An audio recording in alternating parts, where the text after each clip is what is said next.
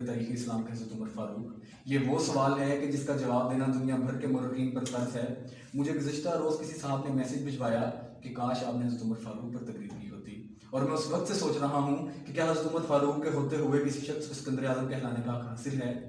आप भी सोचिए, अलेक्जेंडर बादशाह का बेटा था। उसे दुनिया के बेहतरीन लोगों ने घुड़सवारी सिखाई थी, और जब वो 20 साल का हुआ तो उसे तख्त और ताज पेश कर दिया गया। जबकि दूसरी तरफ हज़रत उमर फ़ारूक का मुवाज़ना कीजिए तो आपकी 7 पुश्तों में कोई बादशाह नहीं गुजरा था। आप भेड़ बकरियां और ऊँट चराते चराते बड़े हुए थे।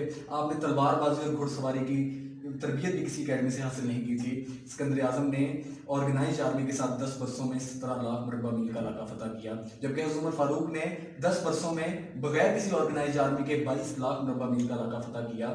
सिकंदर आज़म की फतूहात के दौरान बेशुमार जर्नैलों ने उसका साथ छोड़ा, बेशुमार बगावतें हुई, बेशुमार लोगों को उसने कत्ल कराया, और हिंदुस्तान में भी उसकी फौज ने आगे बढ़ने से इनकार कर दिया।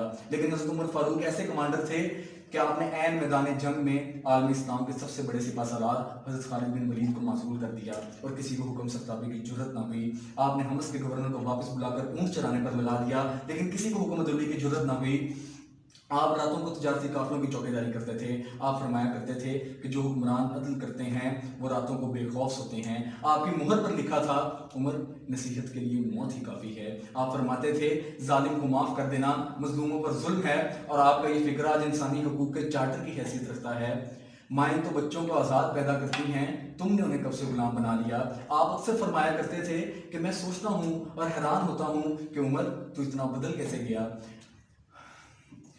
आप हज़रत उमर फ़ारूक की शख्सियत को सिकंदर आज़म के सामने रख कर देखें तो आपको हज़रत उमर फ़ारूक के हजूर सिकंदर आज़म पहाड़ के सामने कल कर दिखाई देगा। आज सिकंदर आज़म का नाम सिर्फ किताबों में सिमट कर रह गया है, जबकि हज़रत उमर फ़ारूक के बनाए हुए निज़ाम दुनिया के 245 ममालिक में किसी न किसी शक्ल में मौजूद हैं। आज भी जब कोई फौजी जवान 6 माह बाद छुट्टी लेकर घर जाता है, या फिर हुकूमत किसी बेआसरा, माजूर या बेवा शख्स को वजीफा देती है, तो वो सोसाइटी, वो माशरा बेइख्तियार हज़रत उमर फ़ारूक को ग्रेट तस्लीम करता है। वो उन्हें तारीख का सबसे बड़ा सिकंदर मान लेता है। मासवाए उन मुसलमानों के जो आज भी कलमा पढ़ने से पहले एहसास शर्मिंदगी के तहत दाएं बाएं देखते हैं।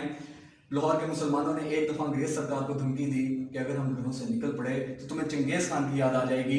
इस पर जवाहरलाल नेहरू ने मुस्कुरा कर कहा, अफसोस आज चंगेज़ खान की धमकी देने वाले मुसलमान भूल गए कि उनकी तारीख में हज़रत उमर फ़ारूक भी मौजूद थे।